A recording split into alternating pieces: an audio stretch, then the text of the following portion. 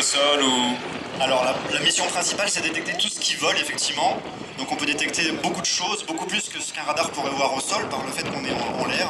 On peut aussi identifier les avions qui sont en l'air avec différents systèmes à bord. Mais on peut aussi détecter les différents bateaux, voir les mouvements au sol sur des théâtres d'opération du style désert. Quand il y a des mouvements de véhicules, on peut aussi détecter ces mouvements-là. Donc vraiment, on peut dire que la WACS voit énormément de choses, mais il ne verrait rien s'il n'y avait pas tout le personnel à bord pour mettre en œuvre tous les systèmes. Et en fait, c'est pas juste un radar qui vole, mais il y a aussi des opérateurs à l'intérieur, des contrôleurs, des techniciens qui mettent en œuvre tout le système et qui ont l'expertise pour pouvoir savoir si ce qu'on détecte est bon ou pas. Voilà.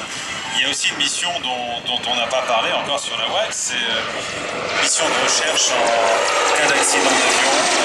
La WACS était présent lorsqu'il a fallu récupérer, rechercher le 330 d'Air France, le Rio-Paris.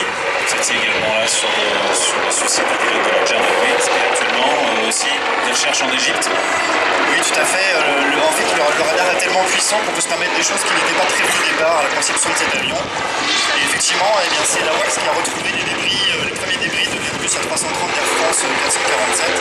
Et il est mis à profit à chaque fois qu'il y a ce genre de recherche sur un crash ou quand on perd quelque chose. Voilà, et puis actuellement, événement très important, donc c'est l'Euro 2016 de foot. Dès qu'il y a un match dans les différentes villes qui accueillent cet Euro de football, la WACS est au-dessus.